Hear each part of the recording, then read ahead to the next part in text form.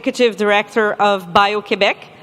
BioQuébec is the trade association that represents the biotech and the life sciences sector. We have approximately 110 enterprises, member of the organization, mostly in human health and animal health sector. So biomarine technology is new for me, and I'm quite happy to be here this morning to host this panel. I have a few introduction remarks, and then we'll go right into the discussion with our panelists. The world of marine bioresources is a complex mosaic of fast-changing industries spanning across a wide varieties of market. These include agriculture, animal feed, human nutrition, cosmetic, nutraceutical, pharmaceutical, biotech, clean technology, bioenergy, biocatalysts, and the environment.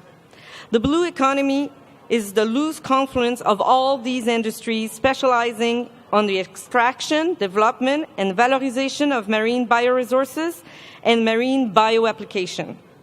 It is an emergent transversal platform that only now is aggregating around its common denominators, biotech and the oceans.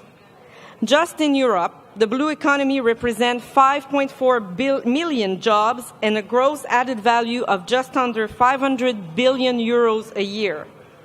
However, further growth is possible in a number of areas, including the development of marine biotech and the marine bio-based product, if we provide the right financial tools to the fast-growing industry. In Quebec, the blue economy is fast-growing as well. The government of Quebec recently announced, as you well know now, their maritime strategy, which encompasses investment directly into marine biotech. Just here in Rimouski, a recent investment of $3.6 million was announced for the Research Center on Marine Biotechnology. Since 2003, we went from approximately 30 enterprises in Quebec involved in marine biotech to now more than 45. When it comes to commercialized products of those enterprises, we encounter three particular markets that are the focus of our Quebec enterprises: natural health and related products, human food products, and cosmetics. A study from Smithers Rapra, published in 2015 and entitled The Future of Marine Biotech for Industrial Application to 2025, evaluates the marine biotechnology market to $4.8 billion US in 2020 and $6.4 billion by 2025. The growth of the industry will mainly come from the production of biofuel. According to the Blue Growth study realized by the European Commission in 2012, the world market for biomarine products and processes is currently evaluated at more than $2.5 billion US. The annual growth rate forecasts for this marine biotechnology markets are amazing: 30% when it comes to energy and health-related products, 10% for products related to the environment, and 10% for cosmetic, agro, and nutraceutics. Despite those great numbers, the inadequate attention devoted to marine biotech activities has hampered the development within the various industries. Another obstacle in the road for success in the marine biotech sector is the same as the human health sector for biotech, which I know a little bit better, and it's clearly the look for funding. From the idea to the financing, it takes a long time. Can it be faster? Are there any banks or investors ready to support blue growth? Which countries offer the most valuable support? How to access public and private funding? How to structure your capital? Is your board the right board for the next step? This session and the panelists that are here with me will try to bring you the right answers and the direction. Each panelist will introduce themselves and make brief remarks on the subject for approximately 5 to 7 minutes. We will then open the floor for discussion and questions. So without any further delay, I'd like to introduce you to our first panelist. Anne-Marie Larose is the President and CEO of Aligo Innovation Canada. Anne-Marie. So, merci, Anie. Thanks, Anie. Thanks, Biomarine, for having me to this panel. So, first of all, I should make a disclaimer. I'm not a specialist on blue technology. However, what I would like to bring to the discussion is how to build or how to create the optimal condition to start from an idea, a great idea, to a product that will be put on the market. In a nutshell, Aligo Innovation is a tech transfer group or a company dedicated to do technology transfer. So we aim to work closely with university and to valorize or to commercialize technology or product developed inside university that we believe that have a strong or have a potential, commercial potential, and we work hard to put the optimal condition around the technology to have the technology developed and then find the right partner. So Aligo Innovation, at Aligo Innovation, we are covering innovation in all sectors. So we not only in biotech, but in all sectors of innovation. We are working with 10 universities in Quebec. So we work closely with McGill, Université de Sherbrooke, Université du Québec à Montréal, but also others universities and also Université du Québec à Rimouski. It is also important when we work with the university to work closely with the people inside the university. I don't know if Guillaume is around here, but at Université du Québec à Rimouski, we do have the key contact person at Université du Québec à Rimouski is Guillaume. So he's a key person to help us, to introduce us to new technology, new research done at the Université du Québec à Rimouski. We are a small team of directors doing business development. So we work in a 4-step process. We receive invention disclosure. We have to assess the invention disclosure based on industrial criteria to see if there's a commercial potential. We have 10 directors having a different specialty. We have Priam Conjul here in this room. She's the one who deals with the blue technology and the biotech sector, one of the person dealing with that in our group. So we have to do the assessment of invention disclosure. If it's a go and we think that there's a commercial value around the technology, what we will do is to put the optimal condition around the technology to move it forward. I should mention that most of the time, as you can imagine, when we receive an invention or a great idea, it's at the early stage of development. So I don't know if you are familiar with the TRL index or the technology readiness level developed at NASA, but it's a scale from 1 to 9. At stage 1, it's a researcher working in his lab that will publish in a scientific paper. At the level 9, a product will be put on the market. A cancer drug, for instance, will be put on the market. Typically, we receive files that are between the level 2 and 4. And the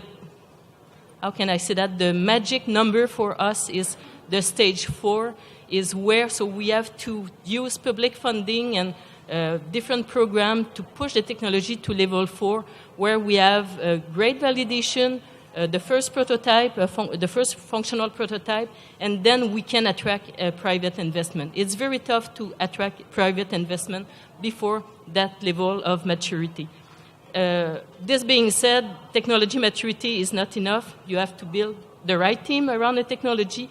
You have to address the good market and have a good development plan. So I will stop here and we'll let Thank you, Anne-Marie. I now would like to invite Tad Simons to say a few introduction remarks. So, yes, Tad Simons. I'm with the Yield Lab based in St. Louis, Missouri. So we're a venture capital and an accelerator program. So we pick up just where she leaves off, because once that team is in place, that technology is in place, we come in with our private fund, a venture capital fund, but at the early stage of investing, it's seed capital. So still pre-Series A, and our companies are usually raising a few $100,000 up to around $1 million for their initial try to go-to-market strategy. We are putting in $100,000, and then we're running an accelerator program with those companies. Most accelerator programs, you'll know, like a Techstars, those are all residential programs. The company then goes and stays in a place for 3 or 4 months. We don't do that.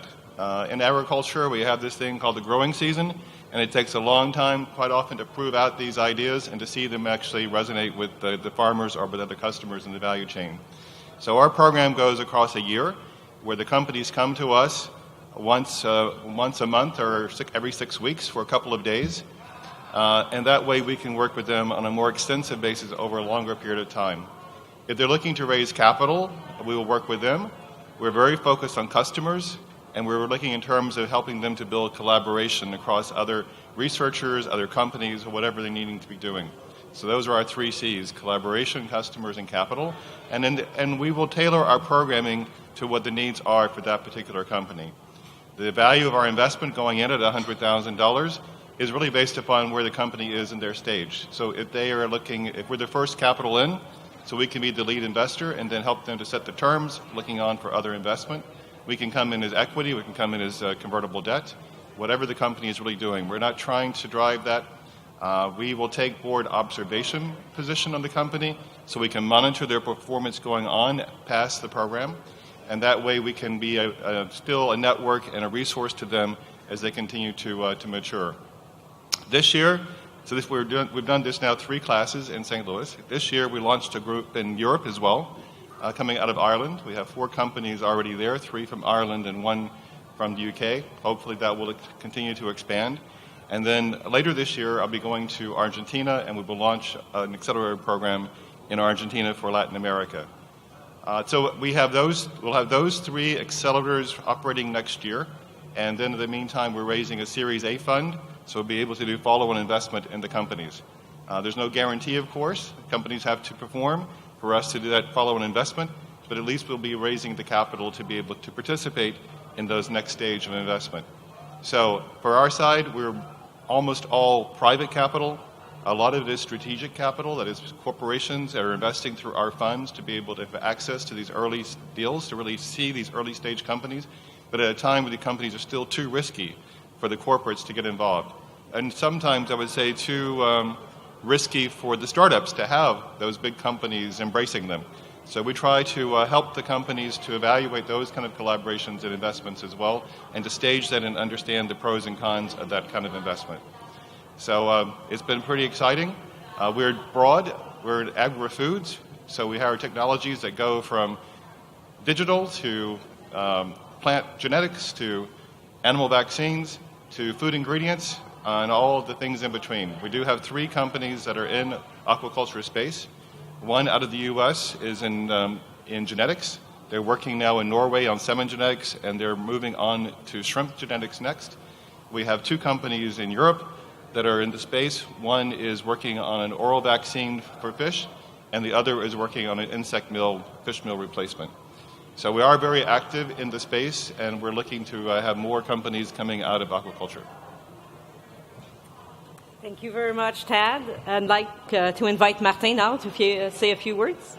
Good morning, all. I think with SOPER we have the full circle, equity, innovation. In our case, we don't do any equity, we do loans. We are an organism at the regional level, and basically, like to say we can make a difference for project up to $1 million. So this is the scope we are adding. Basically asking how to finance your blue project. I think you have to look at good product, good people, and good market. I think when you have those 3 things, money will come to you very often. And basically, I think the challenge is to translate the science and the IP to actual business. And what I like about that approach is basically they literally foster those entrepreneurs to improve their approach to the business. They have boot camps, they have coaching, they have mentoring. And basically, I think the way forward for the blue economy is not only invest, it's invest and support. And I think this is where we should go. Ideally, we see more and more initiative as the one Tad is doing. But basically nowadays, the economy is so fast moving, fast growing. You have to adapt and you have to work with the right people at the right time.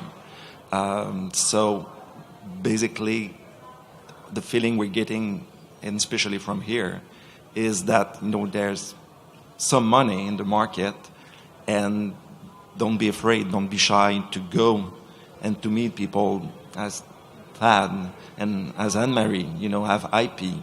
What should I do to go further? And basically, we're working on it quite a lot to make sure that we don't have those debt valley anymore. So Anne-Marie was referring to that scale, and we know for a fact that on that scale from 1 to 9, there's quite a few possible problems and pitfalls, and we have to be careful regarding that. So basically, what we have now locally and at the provincial level is, I would say, group support, helping, that funding, supporting dedicated resources, just to make sure that our scientists, our entrepreneurs are getting better into the business game, getting out of the labs, working with partners globally. So I think, we're improving quite a bit regarding that. Thank you. Thank you very much. I'd like to launch the discussion between the three of you and the audience with a very general question. What are the rules and the common mistakes that entrepreneurs should avoid when they start raising for funding, for money? Maybe Tad, you want to address this first? Well, I think one of the things that we look for very much is the team, and can our team actually bring value to the entrepreneur and to that team? And so I think it's quite. Someone said even earlier on that quite often the person who is the founder ends up having a challenge in terms of growing the company, because they come at it and they don't totally understand their market, especially if it's more of a scientist kind of a founder. And to bring that person to a point to realize then from a business point of view, it really works a little differently than it does in science. And so quite often we find that it's the dynamic of actually working with that person who has deep passion about his technology, but doesn't really understand very well the market and how the market works. And that's where we spend a lot of time in our screening, and that's where we spend a lot of time actually in our mentoring. So I think there is one of the biggest problems and challenges we have in kind of getting through that phase where we have to start understanding what is the real value in the market. That's why most of our focus in our programming is around customers, and that's most of my partners, although we're a venture capital firm, most of my partners have industry experience. They were vice president at Monsanto, John Deere, at Marielle. So there are all these people who come out of a long industry experience, some of them deeply science experience, some of them more business and marketing experience. But we have a couple of people who come out of venture capital, come out of an experience of venture capital, and that's important to us because we have to speak venture capital when we go to those venture capitalists, because they are not industry experts. They are experts with regard to managing money, and it's important to understand how they're thinking as well. So we try and bridge that with our companies and help them to understand that. But I still think the most important thing, if we can get revenues, we can get capital. If we can't drive to a point of getting revenues, if that founder can't find his way to understand how to achieve value from that in terms of revenues, we'll never get there. Thank you. Martin, you have something about that, eh?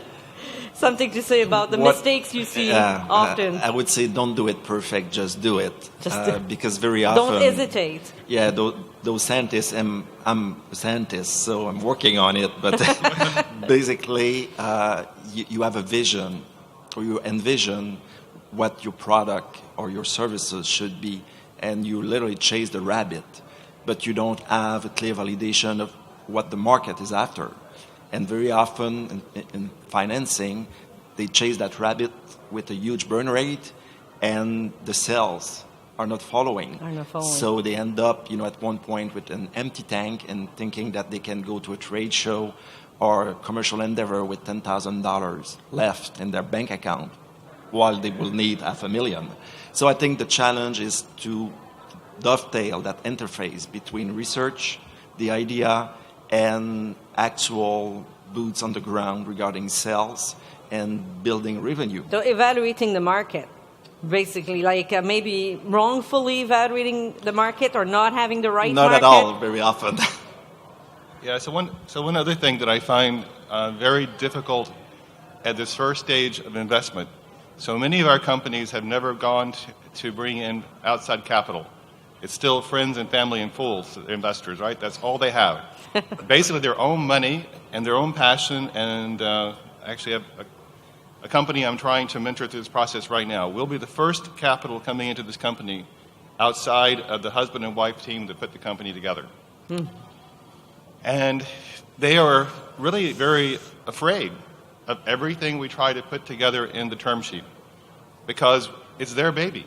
I mean, they have built this thing from nothing over the past 4 years, and they've gotten to a point now where they have some revenues, they see some traction in the market.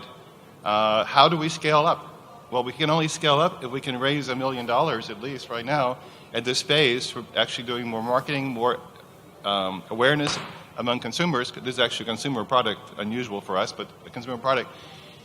And yet, we have real huge difficulty in getting a term sheet because they think in terms of this valuation. And yes, at this stage, valuation is a bit of an art, not exactly a science, but there's enough science behind it in terms of what the other venture capital expectations are going to be. And you've heard this already in this conference before.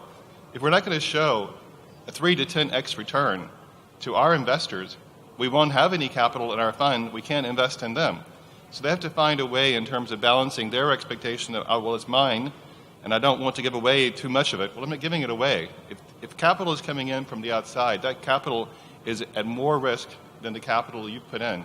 That's the way the market works. And that's a great challenge as well at the earliest stage when it's only the founder's capital in the money, in the company. So I think that's another one as we are starting to mentor at this early stage is how to build trust with these founders at this stage so they can understand that what we're doing really, yes, we want to return because we have investors, but we also want to see them to be successful in achieving that next round of funding.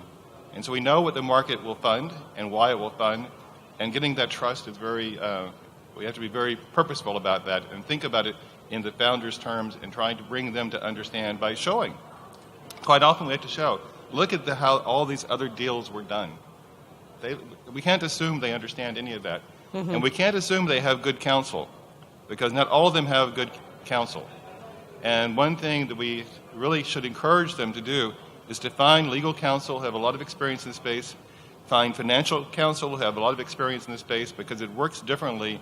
You can't just go to any ordinary lawyer or accountant because they don't understand how venture capital works. Lawyers don't understand anything. And I'm a lawyer too. I'm a lawyer. Anne-Marie, I think you must have encountered some... Yes, what I would like to add on top of that, because I completely agree with that, is to maybe to have a focus, when most of the time we work on we receive technology, we have to build the optimal condition. Often what we have to deal with is a platform technology. So delivery technology platform to deliver drugs to somewhere in the body. So we have to identify the right market, and the right market doesn't mean the larger market. It means the market where the risk, where the expertise, where you have the optimal condition to reach what we call the inflection point. How can you create value? How can you develop a realistic plan that you can execute? You know the cost, so to have the right business, the right development plan, and also for entrepreneurs, I think an important thing, and you mentioned that, is to surround themselves with the right expertise. You cannot be the expert on everything, so you need the right expertise. So in my perspective, a good plan, a good team, the right expertise, if you have those around a project, you will get the project funded. So you will find the right financial partner. I don't know if there's any... We would like to entertain a discussion with you guys, so I don't know if you have a question maybe for our panelists. There's 2 microphones, one here, one there. Please feel free to just show up at the microphones if you have any questions. If not, I have another one for you. I'm prepared. What would you say is the most important thing when you decide to support and fund an early-stage company? Is it the IP? And is IP protection more important in marine biotech than it is in pharma, for instance, or health-related biotech? Who wants to jump in? So it depends. I have disclaimed I'm not the expert on blue technology. My understanding is there's a lot of segment inside blue technology. What I should mention is if an opportunity need a lot of an investment, if the risk, the regulatory aspect is regulation are very high, if there's a lot of technological risk, and the time that it will take to get a product on the market will be long, then the IP probably will become an important aspect because you need a lot of money, you will need to, so there's a lot of financial risk around that, so IP might have a better impact or a more significant impact in the opportunities. But it depends. We at Aligo we make some good deals where no patent filed. So, in fact, we always need a good IP strategy, intellectual property strategy. Doesn't mean that you have to file a patent. The IP strategy could be to have a good way to keep the to valorize or to commercialize the know-how. So there's different form of IP, not only patents, but in some sectors, patents is absolutely key. Well, I completely agree with Anne-Marie. It really depends upon the company, the technology, the sector you're in. I think people put too much weight on patents quite often. They're very expensive, and they've been more expensive to enforce, and startup companies seldom have any money to enforce them. If it costs you $2 million to go to court to stop somebody from using it, that's $2 million you don't really have for actually developing your product.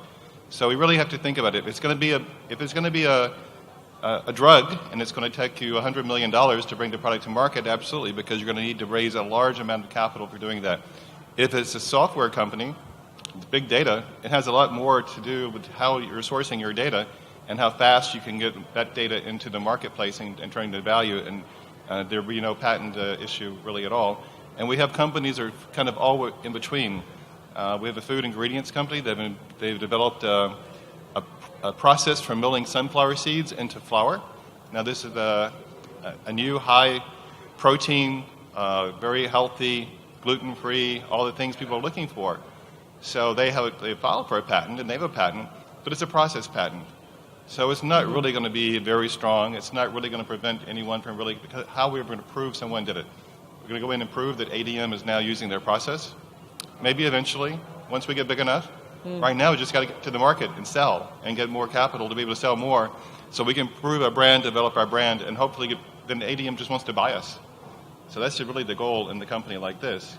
Get into the marketplace as soon as you can and protect as much as you can then through your contracts and trade secrets and your partners and choosing your partners well, that they're not going to steal your technology in the process. And that's what we're doing with them. Nothing. And this is a really good point. You know, IP in our field, the blue economy, sometimes we're reluctant to go to branding strategies.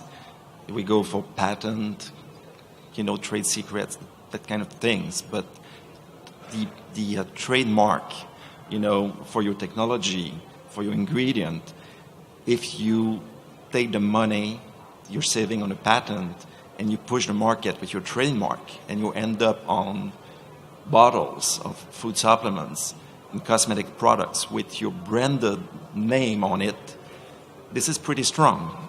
And you build brand recognition, and basically at one point people won't ask for, let's say, that lipid or that protein.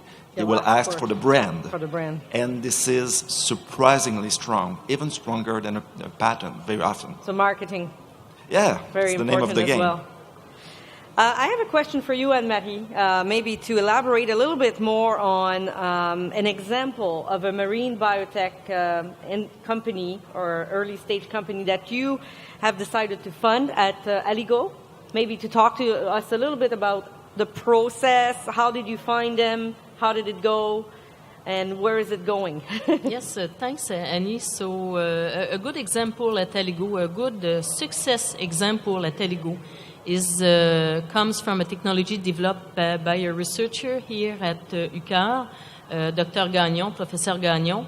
And Priam Conjoul, she was the director and directly involved in that project. So when we did the assessment of the technology, we strongly believe that there was a commercial potential around that. So it's the technology rapidly is a new form of chitosan, is a higher soluble form of chitosan, and for different reasons, I'm not the expert. There was, when Priam started doing business development, there was a lot of traction around this technology, so this add-value technology. So she find the right person. She find, I don't know, Stéphane, probably. If you don't know Stéphane Gagnon, you will know him. He is here at this conference. So Stéphane started a company called Ovenza, and we licensed the technology to Ovenza. And Stéphane is doing a great job to raise money, to develop the plan, to timely execute the plan. So he's doing a great job. So what we did, we filed the IP. In this specific case, it was important to file the IP. We had a good IP position, so this is also a good thing. A good. Is that something you do at Aligo? Like yes, you help them file the IP? We manage the IP. Or you manage the IP? We file the IP. We work with patent agent. We are not patent agent, but we work with the different firms of patent agency in Quebec. So that's a service you offer to the company you're funding. funding. And we pay for that. So we pay. We take the risk. We pay for that. Okay. That's so really important. And we manage the IP. So we have this expertise, and we also work with patent agents to develop IP strategy. So we do that. We do business development to identify the right strategic partner. Sometimes it will be a startup. Sometimes it will be a well-established company. In this specific case, this is a startup.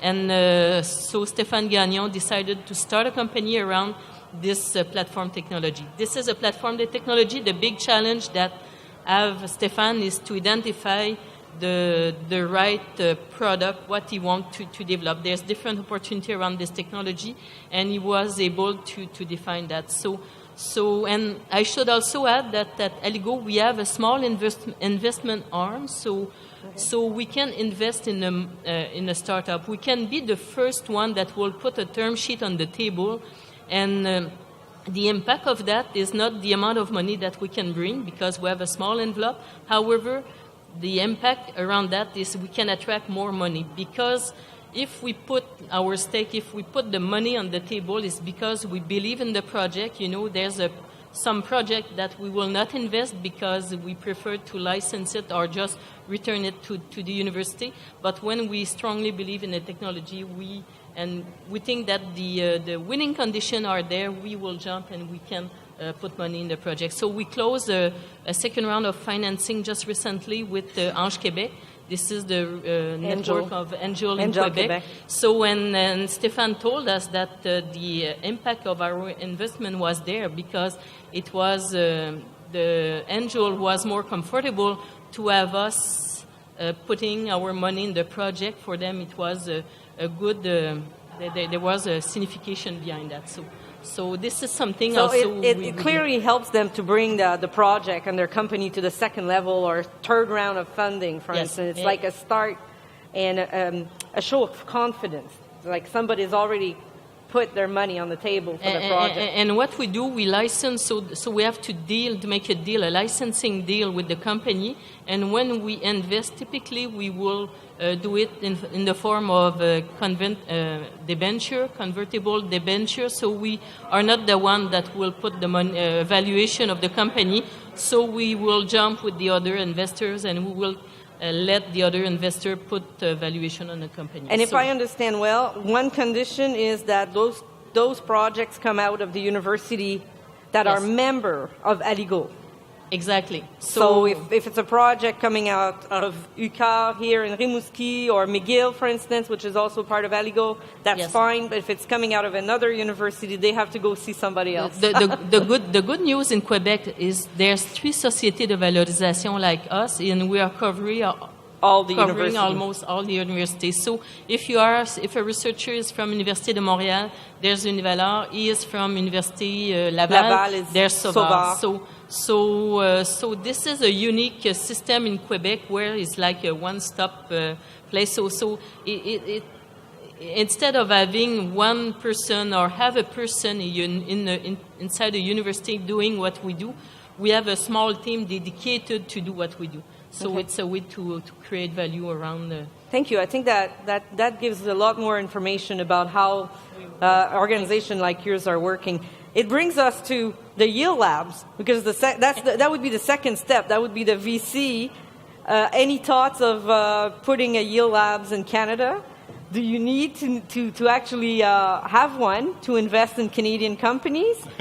And maybe one question that is, I think, important. Do you make it a condition for your investment of those companies to locate or relocate in the U.S.? All right, so to answer the last question first, we have no conditions about location. So companies don't need to relocate to St. Louis or to locate in the U.S. What needs to happen? So right now, in our 3 years, we only have one company, foreign company, that we've invested in the U.S. Now, I mentioned we have the fund in Ireland, so that is actually 3 Irish companies, a UK company, and hopefully more European companies to come. We're moving to Argentina. So why Argentina? In the first year, we invested in a company in Argentina. In this case, that company already had good traction, that is, good revenues in Argentina. They're using the satellite imagery in terms of crop production over the past 17 years. That's actually free information from NASA. A lot of startups are using that information. Climate Corporation, which Monsanto bought for $1 billion, is using that same information to try and predict what is going to happen and give recommendations to farmers. What this company has done is found a little different way of using the information and using it for financial services going to farmers. So they're working with Syngenta and Munich Reinsurance to create a crop insurance program for Argentina and Brazil. So it's not the farmer paying, it's actually Syngenta and Munich Reinsurance that are actually paying this company for their platform. That platform doesn't exactly apply in the U.S. because in the U.S. we have federal crop insurance, and so they have to find a different model to be able to use that. So we worked with them in the year they were coming to us to look for other ways, other insurance and financial services that are going into large-scale agriculture in the U.S. So they opened an office in St. Louis. They first were thinking of Miami because there are direct flights from Miami to Buenos Aires, but we pointed out, but you have no customers in Miami. Your customers are going to be in the Midwest, where farming is very similar to what's in Argentina. And so they opened an office there, but it wasn't a condition. And then after they finished our program, they raised a round of capital, $1.5 million, through Cultivation Capital, a local St. Louis VC, and a sponsor of YoLab, and Syngenta Ventures. So think about it. They had a commercial relationship with Syngenta on the ground in Argentina. Now, from the venture side, they have an investment. Now, with a relationship, so one of my partners goes down there to Argentina every quarter for board meetings. So we built a very strong relationship. We've, on the basis of that company, there have been many trade delegations to St. Louis of farmers, of mayors, and we had just a couple of weeks ago 20 that came to the Ag Innovation Showcase, where we had both people from government, from investors, and from startups. So in November, I'm going down on a trade delegation to create a Sister Cities program with Rosario, the largest agricultural city of Argentina, and a city very similar to St. Louis, on a river, the center of agriculture. Now, back to your question about Canada. Quebec, actually. Okay. No, you said Canada first. I will say we have had conversations with people in Saskatchewan because they are very much similar in terms of agriculture as we are in the Midwest, and they have a strong interest in seeing more development. But we're very open to wherever there are opportunities for what do we need to actually establish a yield lab. What we need first is to find a local partner. That partner doesn't have to be a local VC partner. That's what we have in St. Louis as a local VC partner.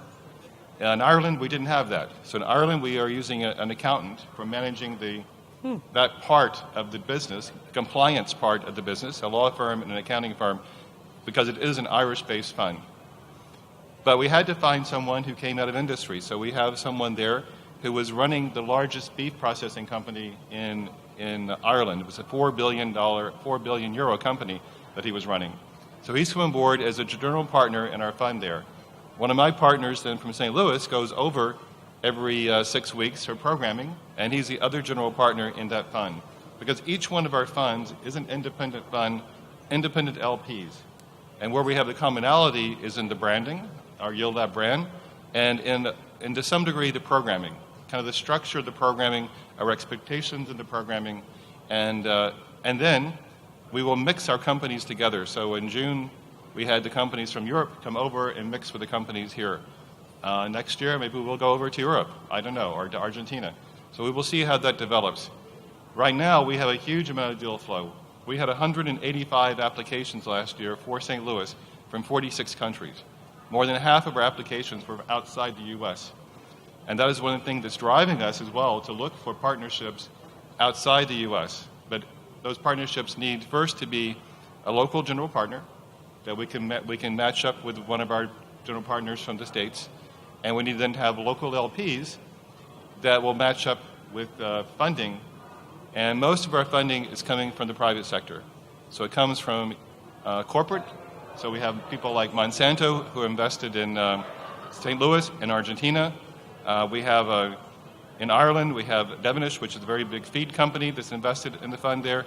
And then we have a number of individuals that invest as well, both individuals in Ireland and individuals from the U.S. that have invested in both those funds. So that's sort of how it works. To put an accelerator in place, it's basically $1 million a year. $800,000 gets invested across 6 to 8 companies. $200,000 really kind of covers the cost of operations. Our GPs are not paid. They have carried interest or equity in the fund. But we have usually there's a small staff. We have 2 in St. Louis, or 1.5 really. We have a kind of a half person in Ireland. That person then is responsible for the programming, making sure when the companies come, everything is sort of organized. So that's kind of what we need as a minimum, sort of $1 million a year to be able to raise in capital, and a local staff. We don't really need space because from what we do, we can go directly to the companies. Well, the companies come to us, but we can meet in a hotel. We can meet at the airport. We can meet anywhere, or we can meet on a farm. So the meeting space is not so important. We're not running an incubator where they need space. We were in an incubator, so companies that need to have access to wet labs or to greenhouses, we have those around us where we are in St. Louis if they need that. And we can introduce them to those kinds of resources. Okay. But we don't require them to move from Pennsylvania or California or Florida or from Quebec to come to be there. They can be wherever they are, the resources they're using already. We help them to identify other resources and to grow and to help them identify capital, customers. That's good because you're encouraging the growth of the industry in the region where they're located, and that's very important. Absolutely. And that brings me to Martin, because your enterprise, SOPER, is a public-funded organization, so it's quite different in terms of conditions for certain companies. So you might want to elaborate about that a little bit. I'm talking about here the location of the company. But, of course, it's a little bit different what you're doing because in our case, you need a local anchor. Yeah. Basically, we're supporting businesses or research center based in the region. Having said that, you can work with a research center, with a company from France, from the US. I think part of our role is, even though our funding is a little bit different, is really to enable, business venture, but help to manage risk on our side, but on the business side as well with all our partners. And the way to do that is to bring tools, as Tad was mentioning, coaching, mentoring, direct support. It's very important on our side, but on the top of that, we have a limited scale of intervention. So we can make a difference for project up to 1 million. Above that, we have to work with partners. And I think the challenge for financing is a little bit connected to that as well. We are asking our clients, our partners, the entrepreneur, to be flexible. And we also have to be flexible regarding financing.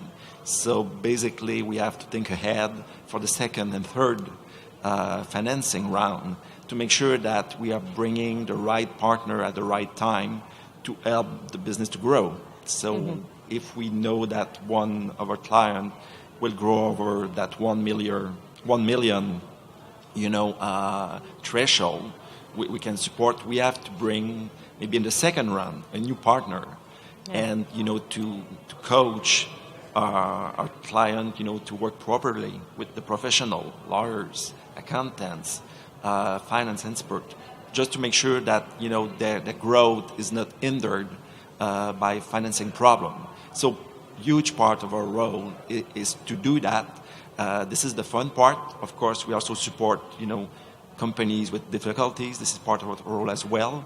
But, to make sure that we are as flexible as our clients is very important, and we are pushing very hard to achieve that on a daily basis.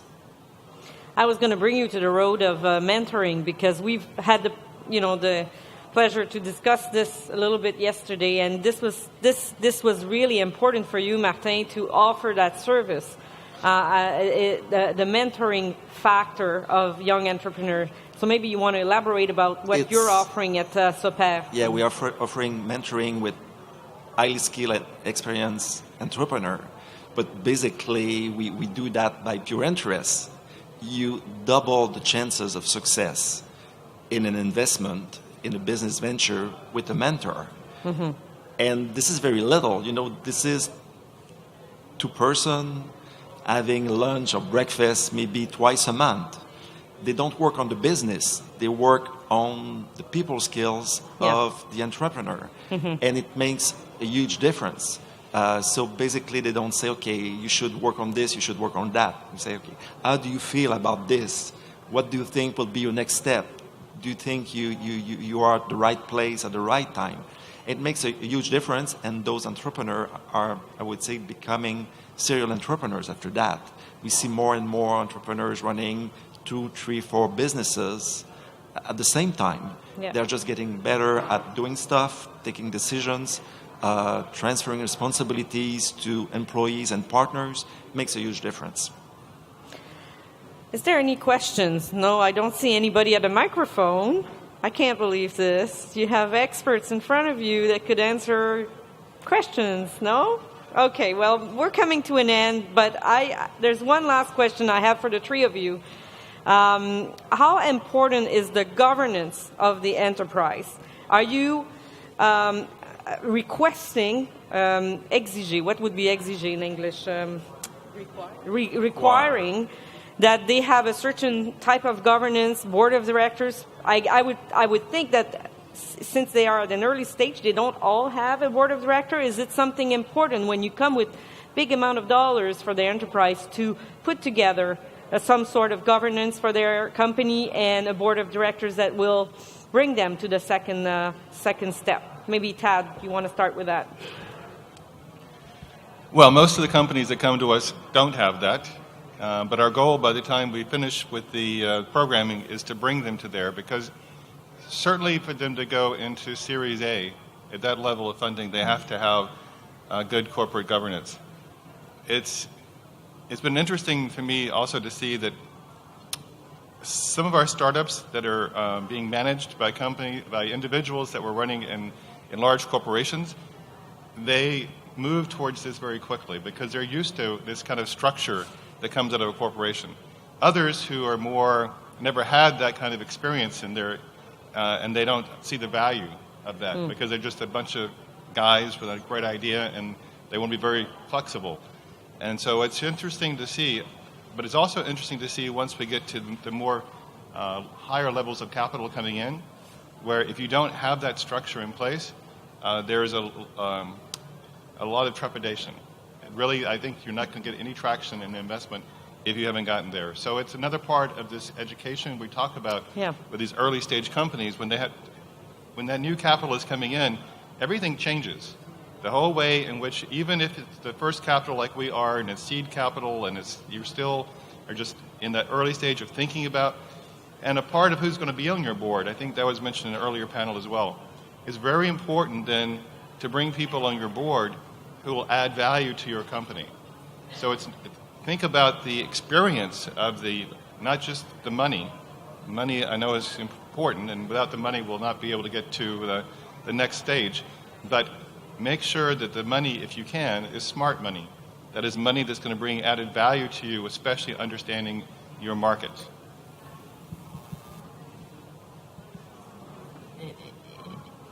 In fact, what I should mention, it will depend if I think about the early stage, a startup at the beginning of their activities. It will clearly the company, the team need to be surrounded by the good expertise. In my experience, I see in some specific case we have people, business people with a big track record, and they don't need to jump into an accelerator, an incubator, because they have the network. They know how to manage a startup company or a biotech company. So in this specific case, in terms of governance, what we will ask is to be maybe an observer on the board, or what we can bring is maybe our own network, IP strategy, this type of thing. But in this specific case, we do have some project where we have people with strong network, and they will build their advisor committee. They will bring around the table the right person. On the opposite, we have also some young entrepreneurs with no expertise. This will be their first startup. We strongly recommend that those people jump into like an incubator, accelerator. There's a lot of good program in Quebec where they can improve their skills, make contact with other people, and this is very important. So we strongly, in this specific case, we strongly recommend that the startup jump with the eco-fuel. Anyway, there's a different possibility in Quebec, but it's very important for them to be surrounded by those groups. Yeah, by expertise. Martin?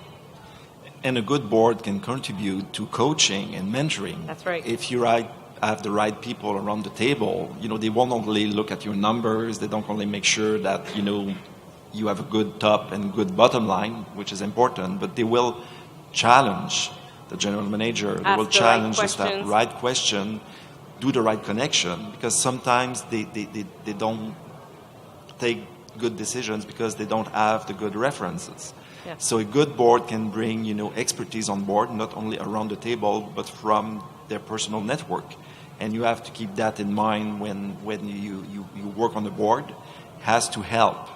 Shouldn't be a burden. You don't want your CEO to go, oh, I have a board meeting today. What a nightmare. Yeah.